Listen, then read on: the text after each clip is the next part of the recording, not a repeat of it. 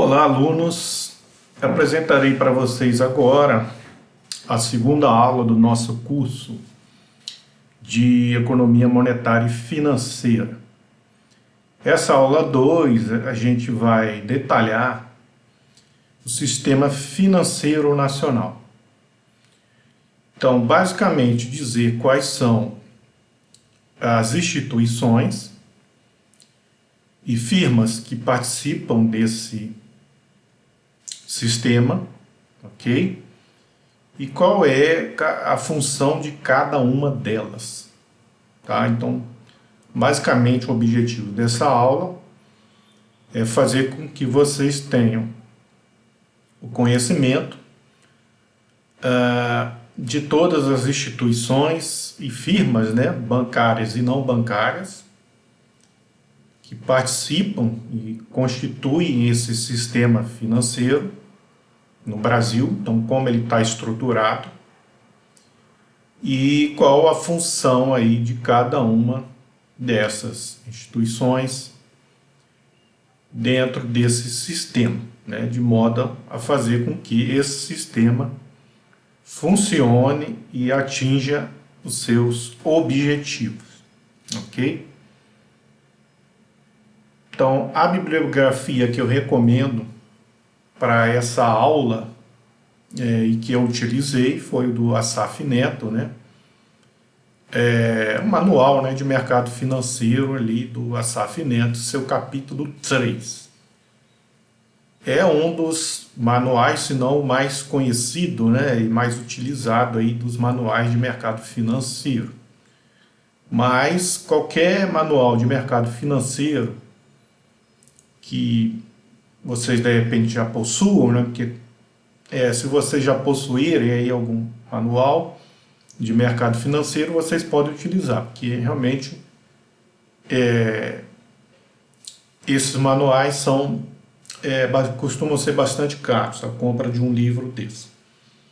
E aí vocês podem acessar pelo link, né, de e-books lá que a UF disponibilizou para vocês também, está disponível lá, ok? Bom, então o sistema financeiro nacional está dividido em dois grandes subsistemas. O que a gente chama de subsistema normativo e o subsistema de intermediação financeira ou operativo. Então, o subsistema normativo, como o próprio nome diz aí, já indica, ele é composto, né, pelas instituições que são responsáveis por definir aí as regras, vamos dizer, as regras do jogo. Então, são essas instituições que compõem o sistema normativo que definem como as instituições do subsistema de intermediação financeira devem agir. Quais as regras que essas instituições do subsistema de intermediação financeira devem seguir, tá? Então são elas que fazem aí a normatização, as regras, né, que as demais instituições devem seguir lá quando for realizar, né, as suas operações no mercado financeiro, tá? É também responsabilidade dessas instituições do subsistema normativo a fiscalização. Obviamente não é só definir as regras, mas também fiscalizar se essas instituições estão seguindo as regras determinadas, ok? Caso não estejam seguindo, elas podem serem multadas ou mesmo podem ser fechadas, tá? Se não seguir adequadamente as regras, ok? E o subsistema de intermediação financeira é aquele que, basicamente, né, claro, a gente vai aprofundar isso, mas tem por finalidade aí transferir recurso, né, entre os agentes superavitários para os agentes deficitários. Então, aqueles que demandam aí aplicações financeiras para aqueles que demandam, por exemplo, crédito, né? Liquidez para realizar investimento, ok?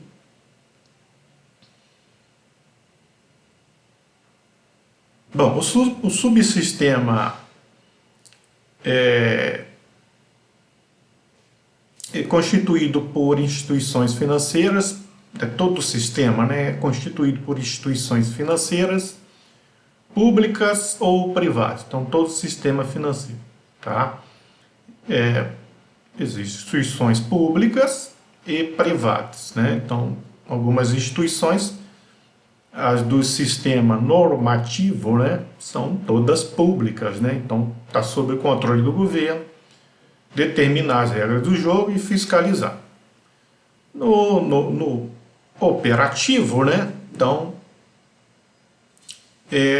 existe públicas, mas também existe privadas, né? A maioria é privadas, né? Ok? Também podemos classificar as instituições dentro, né, de todo o sistema como bancárias ou não bancárias, ou monetárias ou não monetárias. Então, qual é a diferença entre as instituições bancárias? São aquelas, né, são os bancos que são permitido a eles captar depósito à vista. E aí, como a gente vai ver aí na próxima aula, ao captar depósito à vista, uma instituição bancária, ela pode criar moeda ou criar meios de pagamento, tá? Ou multiplicar os meios de pagamento, tá? A gente vai ver isso em mais detalhes na próxima aula, tá? Como isso ocorre no processo de oferta de moeda, ok? Mas o importante, por enquanto, é vocês saberem é que são instituições que recebem depósito à vista do público. Então, quando a gente denomina uma instituição como instituição bancária, o que caracteriza ela é que ela recebe depósito à vista diretamente do público, tá? É a principal fonte de captação da sua liquidez, né, do dinheiro que está lá, e ela utiliza para fazer aplicações, né, compra de ações, compra de títulos, oferta de crédito, de financiamento, tá? Então, isso que caracteriza aí uma instituição bancária. Então, são representados fundamentalmente aí por bancos comerciais e múltiplos. Ok? A gente vai ver isso com mais detalhes mais à frente. Já as instituições não bancárias, elas não recebem depósito à vista. Ao não receber depósito à vista, elas não criam moeda, tá, gente? Então não se preocupe por enquanto com isso, só fixem, né, que as instituições bancárias, elas recebem depósito à vista e criam moeda. E as não bancárias não recebem depósito à vista e por isso não criam moeda. Na próxima aula a gente vai ver esse processo de criação de moeda, de meio de pagamento. Como isso ocorre, tá?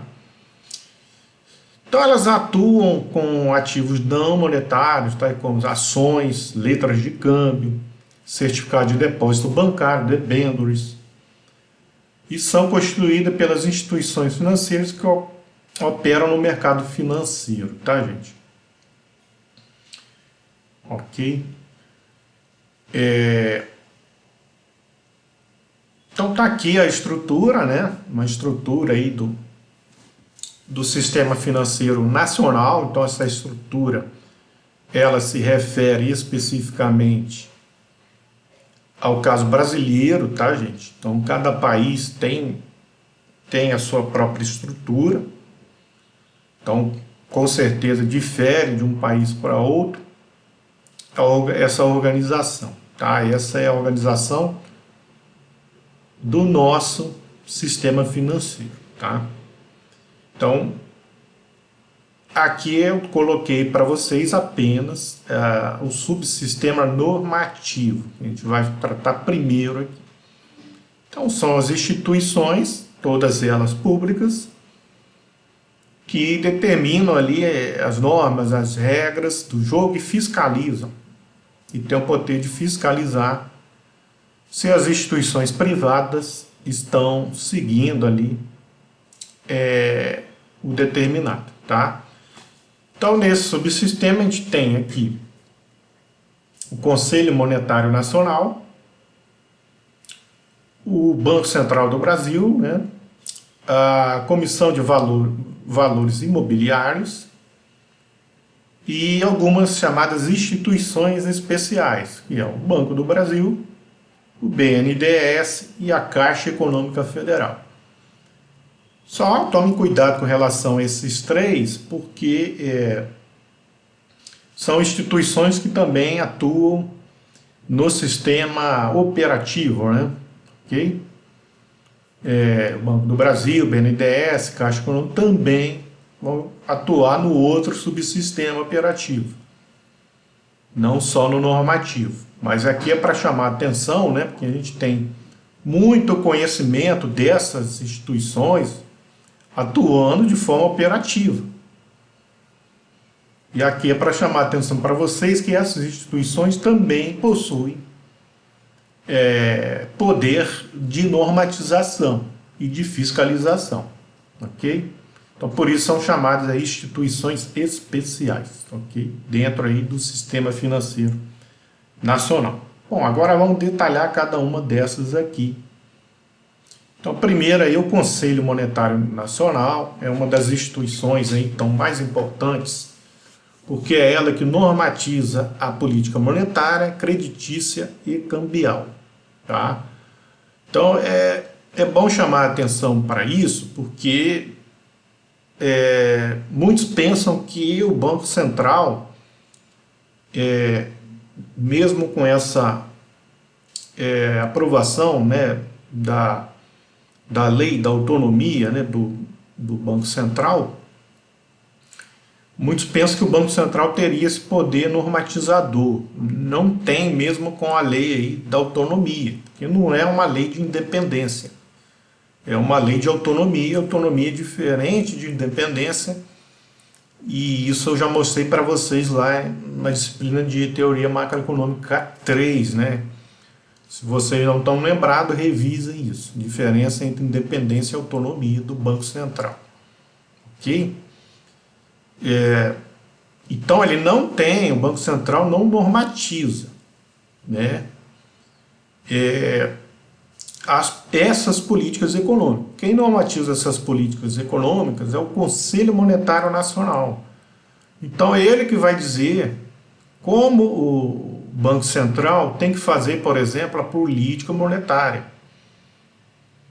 O Banco Central ele vai ter a liberdade de escolher o instrumento que ele vai utilizar para fazer a política monetária que o Conselho Monetário Nacional determinou.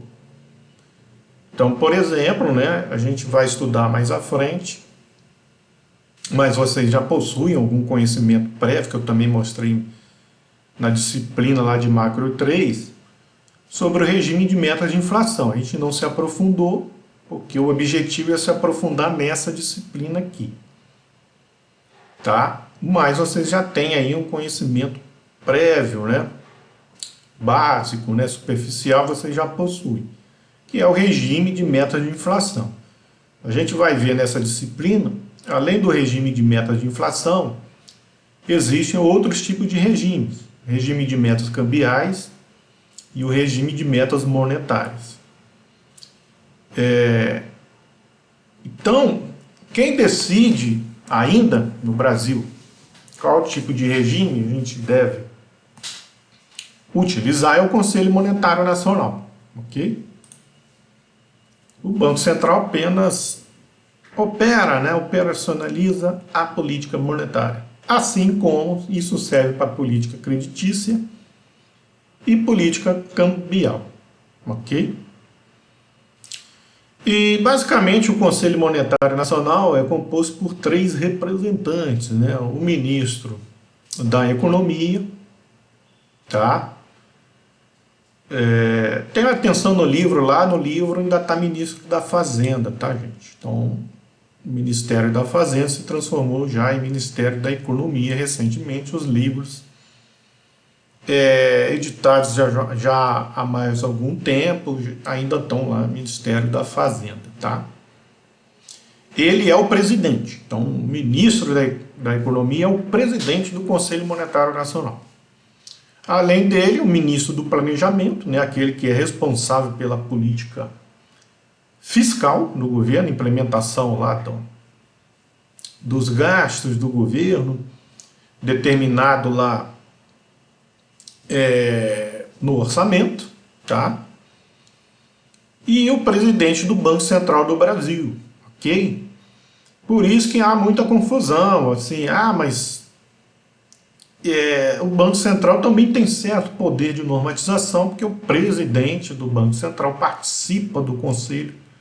Mas vejam, né, ele está aí em número menor, ele é só 1 contra 2 representantes do governo, ok? Então nós temos 2 representantes do governo, o ministro da Economia, o ministro do Planejamento e apenas o presidente do Banco Central ali. Então há um certo peso, tá? Mas o poder maior acaba ficando aí com o governo, ok? Então esse é o Conselho Monetário Nacional. Banco Central do Brasil, né? Quais são as suas funções, suas prerrogativas, então? Ficou aqui meio grande, tá, gente? Mas como é um vídeo gravado, vocês vão poder pausar, ler aqui. E mesmo assim é um resumo do que está no livro, né? Então, assim, são muitas as funções e prerrogativas aí do Bacen, né? Então vamos lá, o Bacen ele é executor da política econômica, definida pelo Conselho Monetário Nacional, como eu já disse, e ele fiscaliza o sistema financeiro. Então, é ele que vai ajudar aí o Conselho Monetário Nacional a verificar se as instituições, principalmente privadas, né, os bancos, ou mesmo aquelas instituições que não são bancárias, que a gente vai ver mais para frente, se elas estão seguindo ali as regras, né? Ele também tem como objetivo manter o poder aquisitivo da moeda nacional, ou seja, controlar a inflação, né? Manter o poder de compra da moeda, né? Ao controlar a inflação, manter o poder de compra da moeda. Não pode fazer a moeda perder valor, né? E a isso, né, promover a formação de poupança, tá? Estimular a formação de poupança, aqui no sentido bem amplo, tá? De poupança, e preservar as chamadas reservas internacionais. Então, é prudente que o país mantenha um determinado nível de reservas em moedas estrangeiras, o dólar, o euro, tá? As moedas mais fortes do mundo, ok? Também em função do Banco Central, ok? É ele que faz a guarda dessas reservas e tem que manter um bom nível dessas reservas, ok? Certo? Mas em caso de ataque especulativo, né, desvalorização excessiva da taxa de câmbio ou valorização excessiva, e não pode deixar isso ocorrer, aí ele utiliza as reservas para isso. Tá? A gente vai ver isso também, vai ter uma aula só sobre isso, tá, gente? São atribuições e competências do BC, né, do Bacen aí. Vocês podem ver na literatura aí, chamar de Bacen, né, o Banco Central do Brasil, de Bacen ou de BCB. Aí fica a gosto aí de vocês, né? Ele fiscaliza, como eu já disse, aqui está repetido, concede autorização de funcionamento, veja só, né? Então, você não pode sair abrindo uma instituição sem ter um consentimento aí do Banco Central, né? Pedidos de fusões e incorporações, né? Então, se vai comprar, se um banco vai comprar o outro, tem que passar pelo Banco Central, pela autorização, pela avaliação e autorização do Banco Central. realiza, que a gente vai ver também com mais detalhes, chamadas operações de redesconto e de empréstimo, de liquidez, né? A gente vai ver isso tudo com detalhes nas próximas aulas. Executa a emissão de dinheiro, controla a liquidez do mercado, tá? Tudo isso a gente vai ver com detalhes nas próximas aulas. Controla o crédito, a entrada e saída de capitais estrangeiros, controla os chamados depósitos compulsórios do banco, a gente vai falar isso na próxima aula também. Efetua operações de compra e venda de títulos públicos federais, a gente vai ter também uma aula sobre isso. E supervisiona o serviço de compensação de cheques, ok? Então essas são todas as funções aí do Banco Central. O Tesouro Nacional, então ele opera e administra as receitas e despesas e também é responsável pelo controle da gestão da dívida pública. Então são duas coisas, uma é ele que faz a operação, né, então, definido o orçamento público. Isso é uma coisa que vocês vão detalhar na disciplina também da área de macro, né, de economia do setor público, como é feito esse orçamento público, né? Então é uma série de leis que tem que ser seguidas e tem que ser aprovado, né, no Congresso Nacional. Feito isso, o Tesouro vai colocar em operação, né, aquilo que foi definido no orçamento, tá? Tanto na questão dos gastos como na realmente obter as receitas, né? E aí a gente sabe quando os gastos são maiores que as receitas, ele acaba tendo que emitir, né, a chamada dívida pública. Então é ele que é o responsável pela gestão aí também da dívida pública mobiliária ou contratual. Mobiliária são aqueles títulos que parte deles ele repassa ao Banco Central para o Banco Central utilizar lá na política monetária. A gente vai ver isso em detalhes também. A contratual são aquelas dívidas que, né, lá ficaram mais famosas lá nos anos 80, quando ainda não existia essa possibilidade, né, da emissão da dívida mobiliária, e a dívida era contratual, quando um governo assumia lá uma dívida lá com o FMI, por exemplo, ok? Então ali é um contrato, né? Você assina um contrato, uma forma que vai pagar os juros e etc, ok? Bom, Comissão de Valores Imobiliários é ela que normatiza, fiscaliza e controla o mercado de valores imobiliários no Brasil, ou seja, lá compra e venda de ações, né? Então, quando as empresas tornam-se SAs e emitem ações na Bolsa de Valores, a Bovespa, por exemplo, então é a CVM que é responsável por colocar as regras, fiscalizar e controlar se aquele mercado está funcionando adequadamente, ok? Então são funções da CVM: promover a canalização de poupança ao mercado acionário, estimular o funcionamento da Bolsa, assegurar a lisura das operações de compra e venda, né, das ações, e dar essa proteção aos investidores, ok?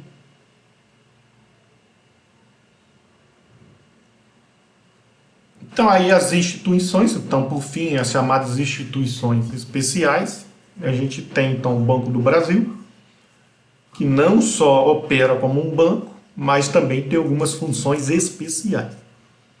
Então ele primeiro é o agente financeiro do governo, ele executa algumas políticas de crédito e financeira do governo, né? Que são políticas, né? Então, o crédito rural, por exemplo, é uma ação política do governo de ofertar um crédito mais barato, né? Com juros menores, subsidiados, para os agricultores. Ele também pode receber tributos, né?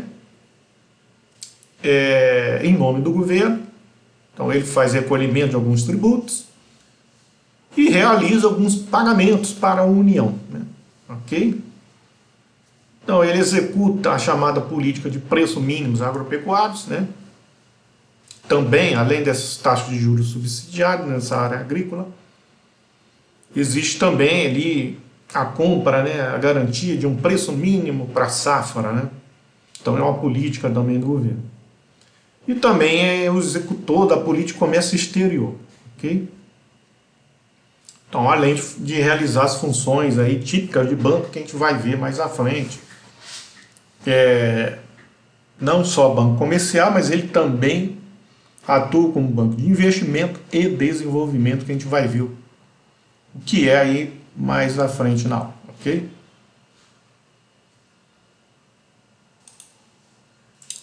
O BNDES, né, nosso banco aí de desenvolvimento, ele executa a política de financiamento do governo federal. Então, ele que vai fazer a chamada oferta de financiamento de longo prazo, né?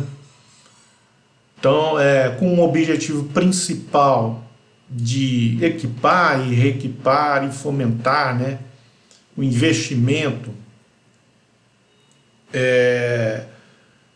de pequenas, médias e grandes empresas, tá? De todos os tamanhos, né, vamos dizer assim, né? Tamanho em sentido de rentabilidade, né?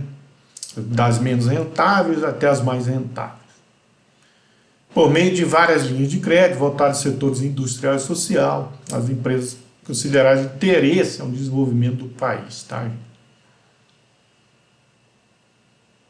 A Caixa Econômica Federal, ela apresenta um objetivo mais social, tá? Então seria um banco que implementa aí as políticas sociais do governo, tá? Então o Banco do Brasil, ele está voltado para o setor rural e o crédito de curto prazo. O BNDES está voltado para o crédito de longo prazo para empresas de pequeno, médio e grande porte, para tentar desenvolver a economia. Já a Caixa Econômica, então, ela tem um objetivo social, então, a política social no governo. Então, é ela, por exemplo, que administra o financiamento lá dos programas sociais, tá? E Bolsa Família, né? Então, operacionaliza isso. Também o financiamento da casa própria. E ela que administra ali as lotéricas, né? E arrecada o FGTS, ok? Então, essa a função aí da Caixa Econômica. Ok? Então, aí a gente finaliza aí o subsistema normativo. Agora, o subsistema de intermediação operativo, né? Acabei utilizando mais o termo operativo, mas é subsistema de intermediação, né? Então ele é formado por instituições financeiras bancárias, então são aquelas que estão autorizadas a receber depósito à vista diretamente do público, que são os bancos comerciais, os bancos múltiplos e as caixas econômicas. Basicamente a Caixa Econômica Federal também, então, tá vendo?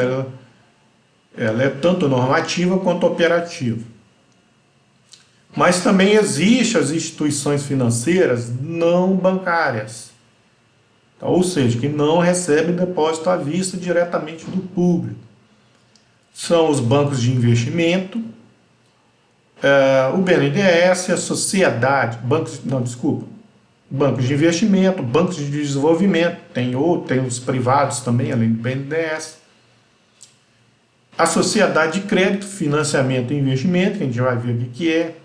Sociedade de arrendamento mercantil, cooperativas de crédito, sociedade de crédito imobiliário e associação de poupança e empréstimo. Então a gente vai ver o que é isso tudo, tá?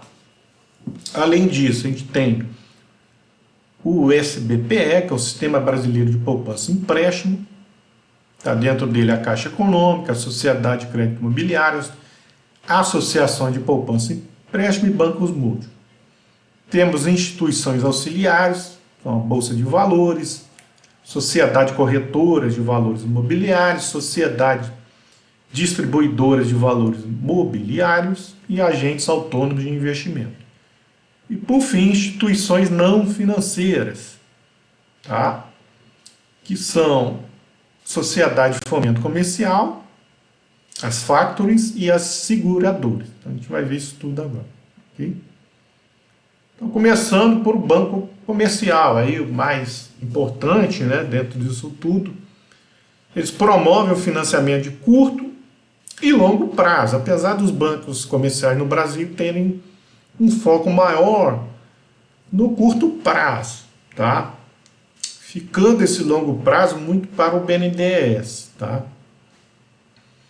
Realizam a captação de depósito à vista a partir da colocação de produtos, né?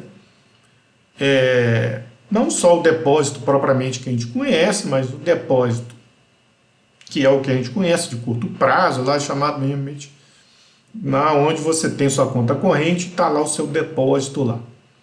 Mas também os depósitos chamados de depósito de longo prazo, através da emissão de CDBs e RDBs, né? Ou através de empréstimo. Então recebe depósito à vista em conta corrente e presta serviços bancários, ok?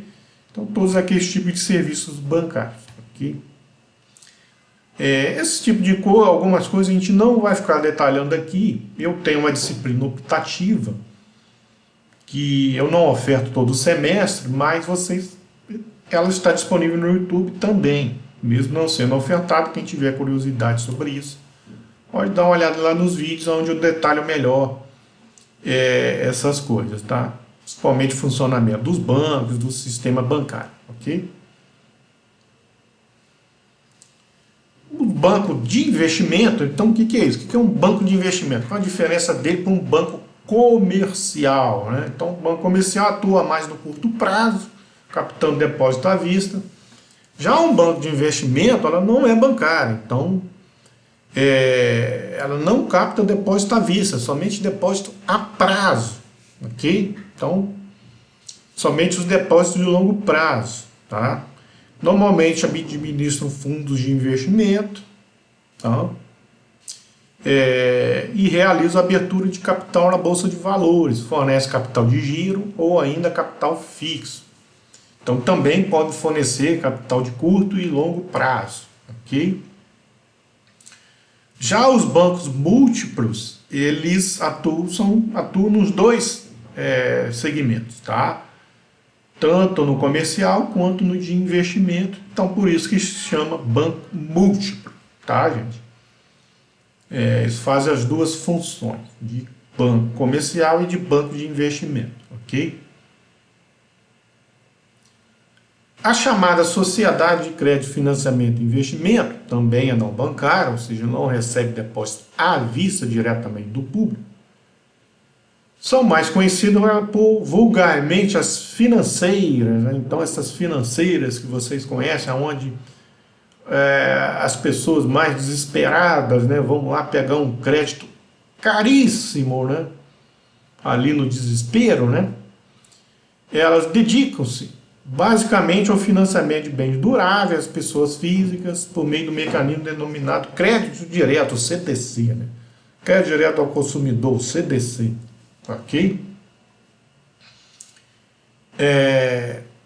Mas na onde que ela consegue recursos se elas não recebem, como nos bancos comerciais, um depósito, né? Então, quando ela é aberta, ela é capitalizada, pode ser com recursos próprios de algum investidor, né? Alguém que já tinha algum capital, decidiu, né? Então pediu autorização ao Banco Central para abrir, né, aquela financeira, vulga financeira, né, o nome correto é esse, a Sociedade de Crédito, Financiamento e Investimento. Mas ela pode também captar mais recursos a partir da colocação de letras de câmbio no mercado financeiro, ok? Então ela pode vender esse tipo de título e captar mais recursos para poder ofertar mais empréstimos, né, mais CDCs. Então, por que os juros lá dela é tão alto? Exatamente porque ela não capta recurso direto do público. Então, ela tem mais dificuldade em captar recursos, tá? E aí os juros, então ela acaba tendo que captar pela emissão dessas letras de câmbio, onde ela tem que oferecer uns juros um pouco maior para o investidor, né, o comprador dessa letra de câmbio.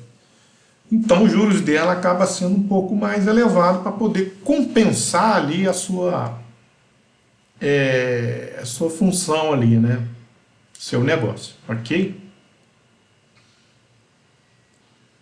As chamadas sociedades de arrendamento mercantil, também não bancária, né, não recebem depósito à vista diretamente do público, tem por objetivo a realização de operações chamadas arrendamento mercantil, ou leasing, né, dos leasing, de bens nacionais adquiridos de terceiros e destinados ao uso de empresas arrendatárias.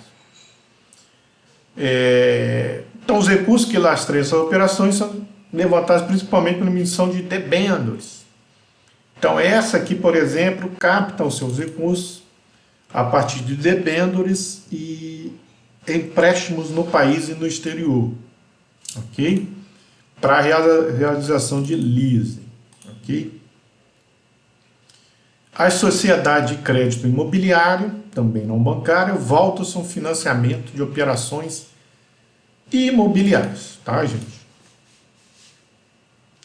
E as associações de poupança e empréstimo são instituições que atuam também na área habitacional, assim como aqui a de cima, por meio de financiamento imobiliário.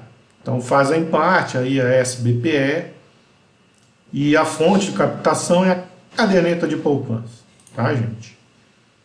Ok? A Bolsa de Valores são organizações que mantêm um local onde são negociados títulos e valores imobiliários de pessoas jurídicas, públicas e privadas. Ok? As sociedades corretoras são instituições que efetuam com exclusividade a intermediação financeira nos pregões das bolsas de valores. Então aqui em conjunto, né? As chamadas sociedades distribuidoras também trabalham lá no mercado acionário, ok? E esses agentes autônomos de investimento são pessoas credenciadas que também atuam no mercado acionário, tá, gente? Não vou detalhar muito o mercado acionário, não é nosso objetivo. Vocês possuem aí uma cadeira aí também optativa ofertada no curso, para quem tem interesse de aprofundar nisso. Sociedade de fomento comercial, as factories, são empresas comerciais que operam por meio de aquisição de duplicatas, cheques, de forma similar à operação de desconto bancário. As seguradoras, famosas seguradoras, então são empresas comerciais que têm o papel de emitir a apólice de seguro. Em caso de sinistro, cumprir o termo de indenização prevista nessa apólice. Então, as seguradoras também são instituições não bancárias e elas fazem a cobertura de seguros de vida, de automóveis e etc. Tá, gente? Ok?